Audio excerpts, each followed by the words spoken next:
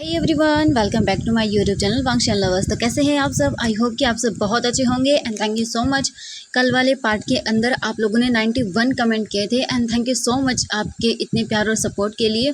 And then कुछ लोगों ने तो इतने सारे एक ही पर्सन इतने सारे कमेंट बोल सकते हैं हार्ट इमोजी वगैरह सेंड किए थे, तो उससे थैंक यू सो मच कि उन्होंने मेरे जो बोला था उसकी रिस्पेक्ट की, इसके लिए thank you so much. And then बाकी लोग कमेंट क्यों नहीं करते हैं? देन चलो आज हम देखते हैं कि आप कमेंट्स के अंदर मुझे अपना नाम और ये बता दीजिएगा कि कहाँ से आप हैं, ठीक है, ताकि मुझे भी ये पता चले कि मेरी ऑडियंस मेरी वीडियोस को कहाँ कहाँ से देख रही है। ओके, देन कमेंट में अपना नाम एंड आप कहाँ से वीडियोस देख रहे हो ये बता देना। ओके, अगर आप लोग कुछ और नहीं कमेंट कर सकते तो प्लीज़ चलिए फिर आज का पार्ट हम शुरू करते हैं। इससे जो पहले वाला पार्ट था उसमें हमने देखा था कि वांग जीवीजिंग को एक पार्टी में लेकर जाता है अपनी पूरी फैमिली के साथ, लेकिन सिचन तो अपने ही बोल सकते दुख दर्द या डिप्रेशन में था कि वो वांग जी से पूछ नहीं पा रहा था या उसके माइंड में था ही नहीं, उसने वीजिंग को जैसे मन देखा ही नहीं, ऐसा वो था। एंड लैन किरण जो थे वो अपनी वाइफ के डेथ की वजह से सदमे में चले गए थे, तो उन्हें भी कोई ज़्यादा होश नहीं था, इसलिए उन दोनों में से किसी ने भी वीजिंग के बारे में कुछ पूछा ही नहीं। वीजिंग वहीं चुपचाप बैठा हुआ था काउच पर और वांग जी जो था वो बस काफ़ी लोगों से बात कर रहा था। लेकिन बाद में जब वांग जी सिचन गगा को वहीं बोल सकते हैं काउच पर बैठा कर बोलता है कि वो उसके लिए खाना निकल आता है। थोड़ी देर के बाद वांग जी अपनी गगा के लिए कुछ खाना लेकर आता है। उसके बाद वो वीजिंग को पकड़ता है और उसे डांस फ्लोर पर लेकर चला जाता है और उसके साथ डांस करने लगता है। लेकिन वांग जी डांस कम कर रहा था और वीजिंग को ह्यूमिलिएट ज़्यादा कर रहा था। एक तो जो ड्रेस दी थी वो बोल सकते हैं कि इतनी ज़्यादा अच्छी नहीं थी, यानी कि डिसेंट नहीं थी। वीजिंग की पूरी चेस्ट दिख रही थी और वीजिंग बार बार अपने ड्रेस को भी ठीक कर रहा था, लेकिन वांग जी जानबूझकर वीजिंग को टच कर रहा था ऐसी ऐसी जगह पर जहां उसे नहीं करना चाहिए था। ये बोले कि वांग जी सबके सामने वीजिंग को ह्यूमिलिएट कर रहा था। वीजिंग को ये सब चीज़ें पसंद नहीं आ रही थी। मास्क के अंदर से जो उसकी आइज़ दिख रही थी वो नम हो चुकी थी और वीजिंग कैसे भी करके बस अपने आप को रोक रहा था कि वो रोए ना। वही जो पार्टी के अंदर जितने भी लोग थे वो धीरे धीरे करके गॉसिप करने लगते हैं और वीजिंग को बोलने लगते हैं कि वो एक प्रोस्टिट्यूट है या एक मिस्ट्रेस है, क्योंकि किसी के लिए भी ये सब चीज़ें बहुत नॉर्मल होती हैं। बहुत सारे लोग यहाँ पर अपनी वाइफ के साथ आते हैं, लेकिन आधे से ज़्यादा लोग सिर्फ अपने बोल सकते हैं बॉयफ्रेंड के साथ आते हैं या फिर अपनी मिस्ट्रेस के साथ आते हैं, क्योंकि अमीर लोगों के लिए मिस्ट्रेस रखना बॉयफ्रेंड्स रखना ये बहुत ही नॉर्मल होता है। इसीलिए बस सभी की नज़रें वीजिंग पर थी और वो देख रहे थे कि वीजिंग कितना ज़्यादा ब्यूटीफुल है। बस काफ़ी सारे लोगों को जलन हो रही थी, वो चाहते थे कि बस एक बार इस पर्सन को अपने बेड पर लेकर आए और वीजिंग अपने ऊपर इन सभी लोगों की नज़रों को फील कर सकता था, जो कि उसे बहुत ही गंदा फील करा रही थी। वीजिंग को सच में लग रहा था कि वो लैन वांग जी की एक मिस्ट्रेस बन गया है और वांग जी ने कोई कसर भी नहीं छोड़ी थी मिस्ट्रेस बनाने में वीजिंग को। वांग जी वीजिंग को क्लोज करता है अपने और उसके ईयर के पास आता है और बोलता है, बेबी क्या हुआ, तुम इंजॉय नहीं कर रहे हो हाँ, या फिर तुम कुछ और देख रहे हो? तभी वांग जी वीजिंग की आंखों को देखता है जो कि न जाने कहाँ देख रही थी। वांग जी जब वीजिंग की आइज़ को फॉलो करता है तब उसकी नज़रें जाती हैं जियांग फैंगमैन पर, जो कि बस कुछ लोगों के साथ बातें कर रहा था। वांग जी देखता है और बोलता है, ओह हाँ, अपने डैड को देख रहे हो हाँ? वीजिंग देखता है वांग जी को और फिर वो कुछ भी नहीं बोलता। वांग जी वीजिंग को कमर से पकड़ के अपने क्लोज करता है और वो वीजिंग की बोल सकते हैं जो कोट था उसके अंदर अपने हाथ को डालता है, जिससे वीजिंग अपनी आइज़ को बंद कर लेता है और वो इस ह्यूमिलिएशन को सह रहा था। वांग जी वीजिंग के क्लोज आता है, ईयर के पास आता है और बोलता है, ओह बेबी क्या तुम अपने डैड से बात करना चाहते हो? लेकिन मुझे नहीं लगता कि उन्हें तुम्हारी फ़िक्र है। देखो ना कैसे बेफिक्र होकर बातें कर रही हैं लोगों के साथ, मीटिंग जो होती है उन्हें फाइनल कर रहे हैं एंड नई नई डील्स को वो वहाँ पर डिसाइड कर रहे हैं। तुम्हें क्या लगता है उन्होंने तुम्हारे बारे में कुछ पता किया होगा? मुझे नहीं लगता, क्योंकि जिस इंसान का या बेटा गायब हो जाता है वो तो पागल ही हो जाता है, उसे ढूंढने के लिए वो ज़मीन आसमान एक कर देता है। और तुम तो जानते ही हो ना कि तुम्हारे डैड कितने बड़े बोल सकते हैं बिजनेसमैन हैं, सेकंड नंबर पर आते हैं मेरे बाद। हाँ, तो तुम्हें क्या लगता है उनके लिए तुम्हें ढूंढना मुश्किल होगा? बिल्कुल नहीं, मुझे लगता है कि वो तुमसे प्यार ही नहीं करते हैं। ये बोलकर वो वीजिंग को देखता है। वीजिंग बोलता शट अप। वांग जी बोलता ओके माय क्यूट बेबी। ये बोलकर वांग जी वीजिंग के ईयर पर किस करने लगता है और फिर वो सबके सामने वीजिंग के लिप्स पर उसे किस करता है और ये देखकर तो सभी पार्टी के अंदर चीयर अप करने लगते हैं। वहीं लैन किरण तो बस बार काउंटर पर बैठा हुआ था और ड्रिंक किए जा रहा था। उसे अपनी वाइफ की याद आ रही थी, उसे हर्ट हो रहा था और वो ज़्यादा देर वहाँ पर रुक भी नहीं पाता। वो डायरेक्टली सर्वेंट से बोल देता है, जो गार्ड्स वगैरह थे उन्हें, कि उन्हें घर जाना है और लायन किरण बोल देता है कि वो घर जा रहा है एंड वांगजी को इन्फॉर्म कर दे। वो गार्ड बोलता है ओके सर। एंड सिचन को देखते हैं, जो लायन सिचन थे वो तो बस चुपचाप करके बैठे हुए थे एंड जैसे ही उनके सामने जियांग चैंग आता है वो जल्दी से उठ कर जाते हैं एंड जियांग चैंग को गले लगा लेते हैं। जियांग चैंग भी बोलता है सिचन सिचन तुम ठीक हो। सिचन जो था वो जियांग चैंग को गले लगाता है और बोलता है हाँ मैं ठीक हूँ, कहाँ चले गए थे तुम। जियांग चैंग बोलता है एक मिनट रुको। वो देखता है चारों तरफ तो लोग अपने आप में बिजी थे, ये तो अच्छा था कि किसी ने उन्हें देखा नहीं। जो वांगजी था वो डांस कर रहा था एंड वीजिंग को परेशान कर रहा था। वहीं जियांग चैंग जो है जल्दी से सिचन से दूर होते हैं, उसका हाथ पकड़ते हैं और उसे साइड में लेकर चले जाते हैं। वहीं हम देखते हैं शू यांग को और शाओ शेंगशन को, जो कि एक दूसरे के क्लोज थे एंड डांस कर रहे थे, दोनों कपल डांस कर रहे थे। जो सिचन था वो जियांग चैंग के साथ एक रूम में चला जाता है और वहाँ जाकर वो दोनों एक दूसरे को हक कर लेते हैं बहुत ही टाइटली और दोनों की आंखों में आंसू थे। लायन सिचन बोलते हैं तो तुम चैंग मेरा फ़ोन क्यों नहीं उठा रहे थे, हाँ कहाँ चले गए थे तुम। ये सुनने के बाद जियांग चैंग बोलता है आई एम सॉरी सिचन, मुझे माफ़ करना, मैं इसमें कुछ भी नहीं कर सकता, आई एम सॉरी। मैं क्या करूं, मेरी फैमिली मेरा साथ नहीं दे रही है। लायन सिचन उसे गले लगाते हैं और बोलते हैं मुझे नहीं पता, मुझे तुम चाहिए, तुम जानते हो मैं तुम्हारे बिना नहीं रह पाऊँगा, हमारा बेबी। ये सुनने के बाद जियांग चैंग को बहुत ही ज़्यादा हर्ट होता है और वो लायन सिचन को उसके लिप्स पर किस करने लगता है। वो दोनों डेस्परेटली एक दूसरे को किस कर रही थी जैसे मानो ये उनका लास्ट किस हो। वहीं हम दूसरी तरफ देखते हैं जियांग फेंगमैन को, जो कि काफ़ी सारे लोगों से बात कर रहे थे, इन्वेस्टर से बात कर रहे थे। तभी वांगजी जो था वो वीजिंग को खुद से दूर करता है। इसके बाद वांगजी वीजिंग को वहाँ पर लेकर जाता है जहाँ पर काफ़ी सारे लोग ड्रिंक कर रहे थे और बोल सकते हैं कि काफ़ी अमीर लोग थे जिनके लिए ओमेगास बस उनका वेट वार्मिंग होते हैं। वांगजी वीजिंग को वहाँ पर लेकर जाता है, अपने साथ खड़ा करता है और उसके बाद वो उन सभी लोगों से बात करने लगते हैं। जियांग फेंगमैन भी वहीं पर थे और वीजिंग अपने डैड को देख रहा था। वीजिंग बस सोच रहा था क्या सच में उसके डैड उसे ढूंढ नहीं रहे हैं। वीजिंग सोचा नहीं, ऐसा नहीं हो सकता, वो ऐसे वांगजी की बातों में नहीं आ सकता, हाँ उसके डैड उसे चिंता कर रहे होंगे। वीजिंग सोचता है उसे कैसे भी करके अपने डैड से बातें करनी होगी, हाँ उसे अपने डैड को बताना होगा कि वो कहाँ पर है, उसे यहाँ से निकाले। इसीलिए वो अपने डैड को देखकर बस सोचता है कि कैसे कैसे वो वांगजी से दूर जाए। तभी एक वेटर आता है और वीजिंग उसे देखता है तो उसके हाथ में वाइन का गिलास था। वीजिंग जो है वो जानबूझकर अपने पैर को अड़ा देता है जिससे वो वेटर जो है वांगजी की ओर झुक जाता है और जो उसके हाथ में वाइन की ट्रेस थी यानी उसके अंदर गिलास थे वाइन के, वो सीधा एक गिलास वांगजी के ऊपर जाकर गिरता है जिससे वांगजी की ड्रेस खराब हो जाती है। वांगजी उस वेटर को देखता है अपनी गुस्से भरी आंखों से।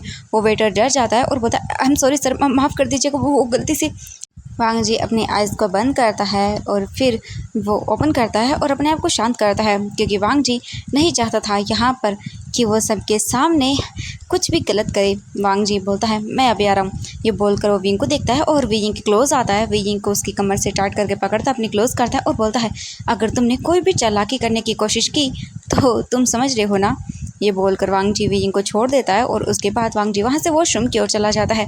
वहीं काफ़ी देर से एक अल्फा विंग को देख रहा था जो कि जिन फैमिली से था और वो विंग को देखता है कि जब वांगजी चला गया है तब वो अपने हाथ में ड्रिंक का ग्लास लेता है और धीरे धीरे करके विंग की ओर आगे बढ़ता है। और वीजिंग डरते हुए देखता है कि वांगजी चला गया है वॉशरूम की ओर। तो वीजिंग एक क्षण की सांस लेता है और वो देखता है अपने डैड को और बोलता है मुझे डैड से बात करनी होगी, हाँ। ये बोलकर वो जल्दी जल्दी उसके आगे बढ़ने लगता है। तभी वो अल्फा वीजिंग के बीच में आ जाता है और उसके डैड के वीजिंग उसे देखता है और वो वहीं पर रुक जाता है। वो अल्फा देखता है और बोलता है ओ माई गॉड तुम तो बहुत खूबसूरत हो। ये बोलकर वो वीजिंग के पास आता है और बोलता है मेरा नाम जिन जोशन है और तुम्हारा नाम। वीजिंग उसे देखकर अवॉइड करता है और वो जाने लगता है, लेकिन वो पर्सन जानबूझकर वीजिंग का हाथ पकड़ता है, उसे अपनी क्लोज करता है और बोलता है हाँ कहाँ जा रहे हो तुम। वीजिंग को गुस्सा आता है और वीजिंग सीधा उस पर्सन के फेस पर एक स्लैप मार देता है क्योंकि वीजिंग ऑलरेडी ही इसे अच्छे से जानता था क्योंकि ये जिन जोशन था जो कि जिन फैमिली का एक मेम्बर है। और वीजिंग अच्छे से जानता है कि कभी भी अगर वो शिजे की फैमिली में जाता है तो ये पर्सन उसे बहुत ही ह्यूमिलेट करता है, बार बार उसे टच करने की कोशिश करता है।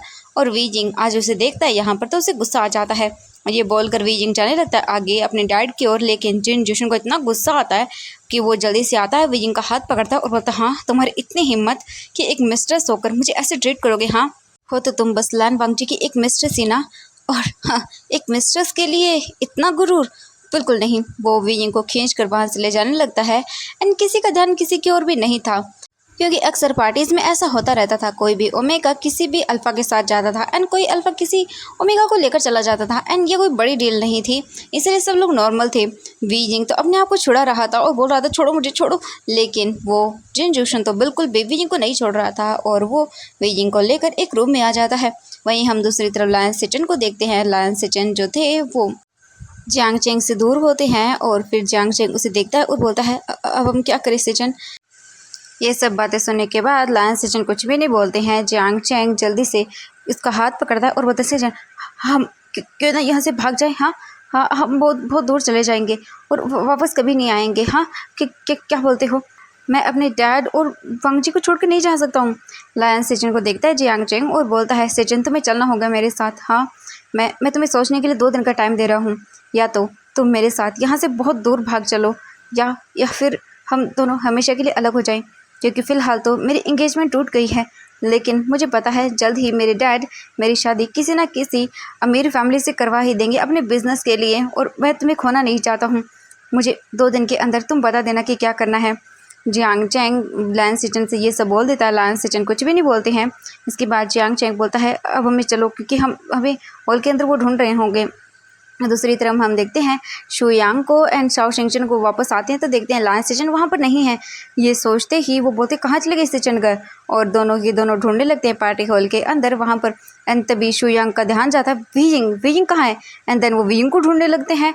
उन्हें समझ नहीं आता अब वो क्या करे, वो लायन सिचन को ढूंढे या वीइंग को ढूंढे। अगर दोनों ही नहीं मिले तो वांग जी उन्हें तो सच में मार दे डालेगा।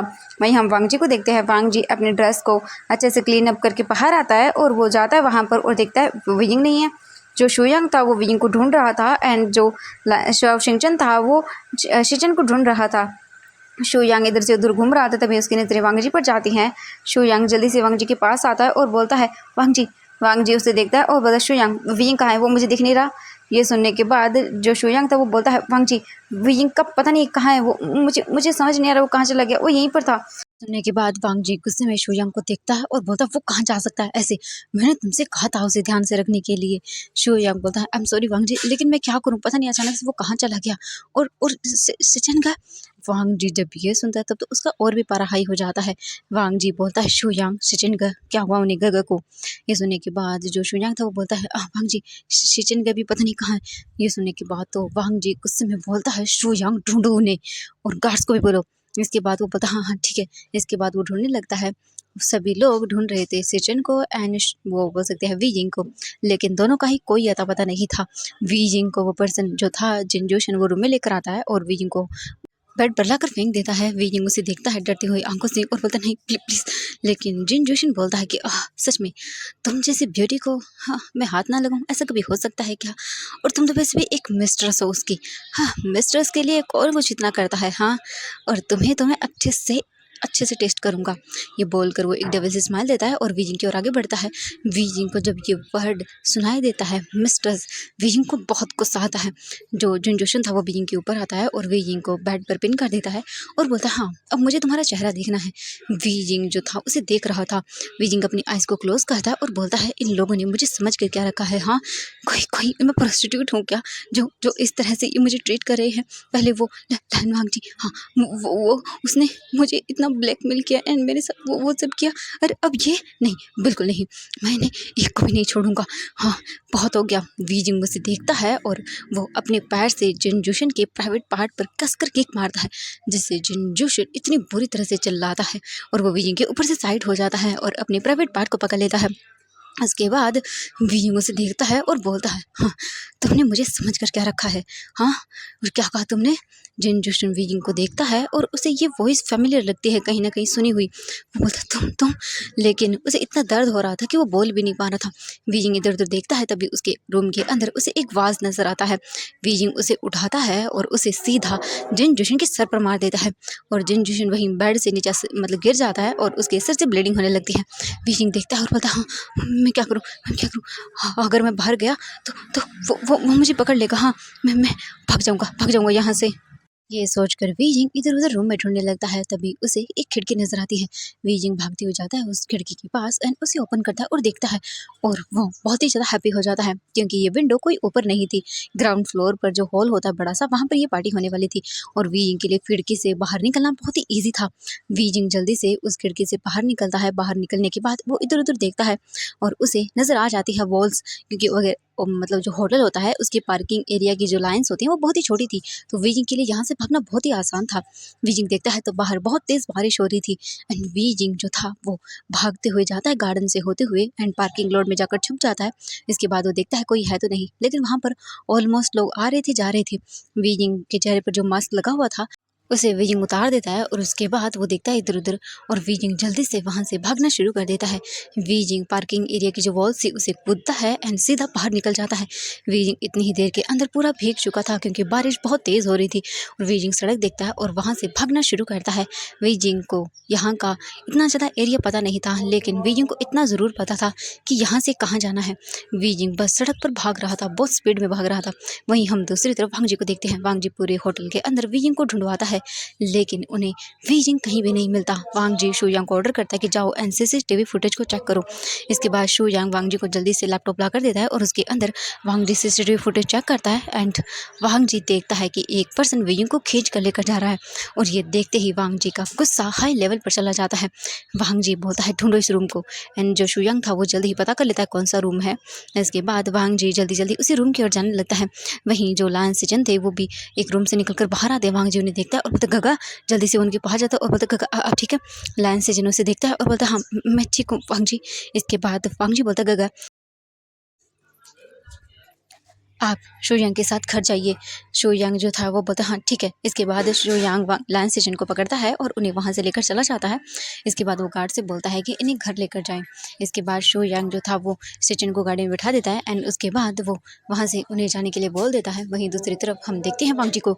वांग जी अपने गार्ड के साथ उस रूम के पास आता है और रूम को जो है वो ओपन करवाता है अपने गार्ड के ज़रिए एंड जैसे वो रूम के अंदर आता है तो देखता है कि जो जिन जोशन था वो नीचे फ्लोर पर गिरा हुआ था एंड उसके सर से ब्लीडिंग हो रही थी एंड वो बेहोश हो चुका था।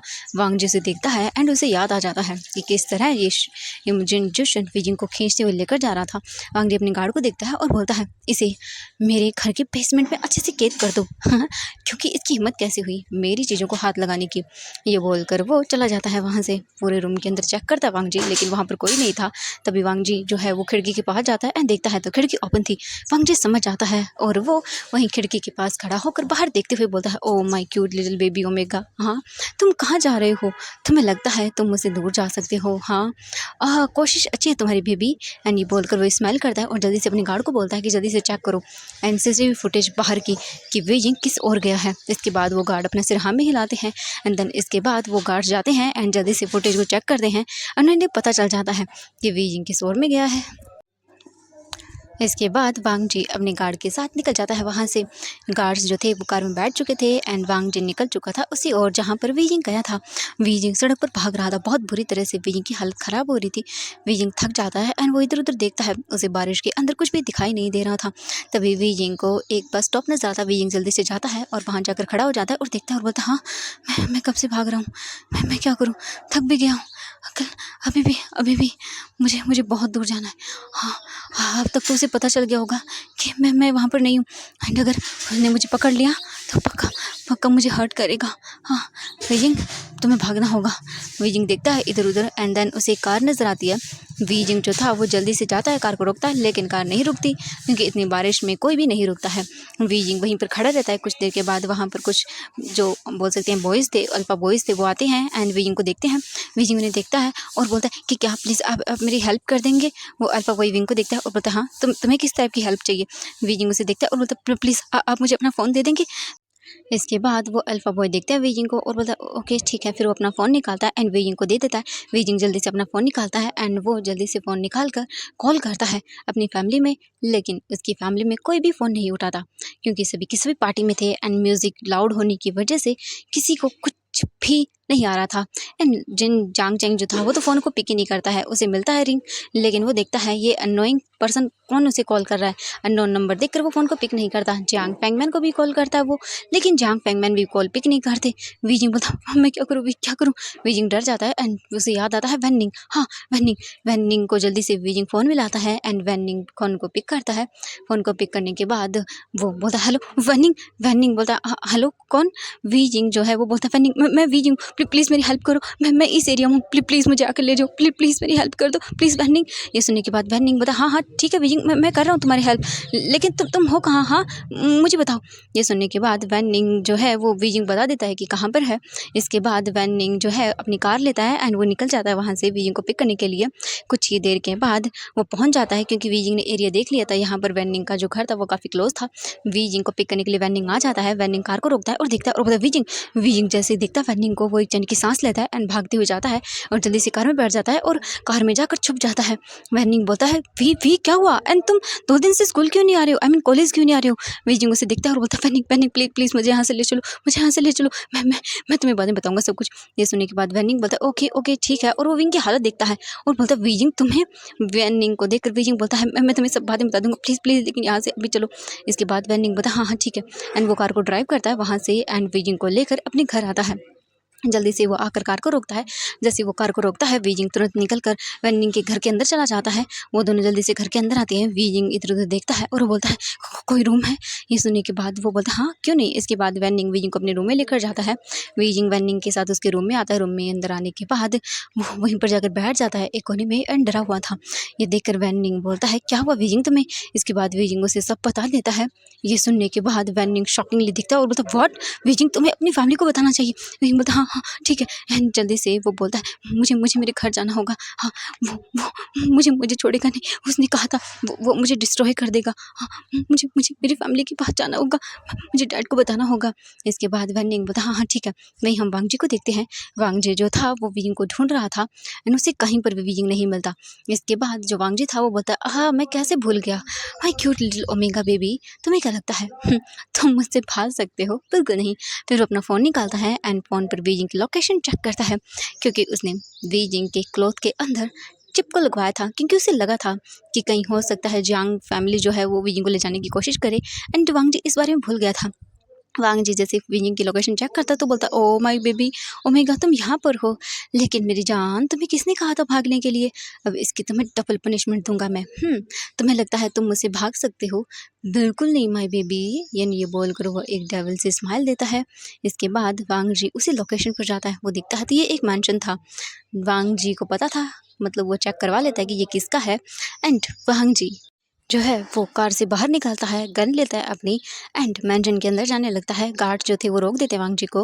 वांग जी उन्हें गन दिखाता है एंड गन देखकर गार्ड डर जाते हैं एंड वो गेट को ओपन कर देते हैं। वांग जी सीधा अंदर जाता है एंड वो मेड से जो है डोर को नॉक करवाता है एंड देन डोर ओपन होता है। वांग जी अंदर जाता है एंड चिल्लाते हुए बोलता है वीजिंग माय बेबी बॉय कहाँ हो तुम, हाँ तुम्हें क्या लगा तुम मुझसे छुप सकते हो, जल्दी बाहर आओ। एंड अगर तुम मैं 3 गिनने पर नहीं आए बाहर तो मैं तुम्हारी जो हाल करूँगा ना वो तुम सोच भी नहीं सकते हो। बेबी बॉय जल्दी बाहर आ जाओ। वीजिंग जो रूम में था एंड देन उसे ये वॉइस सुनाई देती है, तब वो पूरी तरह से डर जाता है। डर के मारे वो जाकर भाग कर वॉशरूम में छुप जाता है। वैन निंग देखता है और बोलता वी, एंड वो जल्दी से जाता है वॉशरूम को लॉक कर देता है बाहर से एंड वो फिर अपने आप को काम डाउन करता है एंड बाहर आता है जल्दी से। अपने उसने क्लॉथ चेंज कर लिए थे, वो बाहर आता है एंड वो आकर देखता है और बोलता है कौन है आप एंड ऐसे कैसे चला रहे हैं। वांग जी से देखता है और बोलता है ओ अच्छा, तो मुझे सीधी तरह बताओ वेइंग कहाँ है। ये सुनने के बाद जो वैन निंग था वो देखता है और बोलता है क्या बोल रहे हैं और आप हो कौन। वांग जी से देखता है और बोलता है मैं कौन हूँ। वांग जी कोई जवाब नहीं देता, वो सीधा अपनी गन को वैन निंग के सिर पर पॉइंट करता है एंड उसे देखते हुए बोलता है अगर तुमने मुझे नहीं बताया वेइंग कहाँ है तो फिर इसके अंदर जितने भी बुलेट्स हैं ना तुम्हारे अंदर मैं उतार दूंगा अच्छे से। तो मुझे बताओ बेबी बॉय कि मेरा वीइंग कहाँ है। ये सुनने के बाद वैन निंग डर जाता है और बोलता है मुझे नहीं पता। वांग जी बोलता है ओह अच्छा तुम्हें नहीं पता। फिर वांग जी चिल्लाते हुए बोलता है wheezing my cute little baby boy, अगर तुम बाहर नहीं आए ना तो तुम्हारा ये दोस्त मर जाएगा। तो अच्छा यही होगा, मैं बेबी बॉय जल्दी से बाहर आ जाओ। हम वीइंग को देखते हैं, जो ये वॉइस सुनता है तो वो डर जाता है।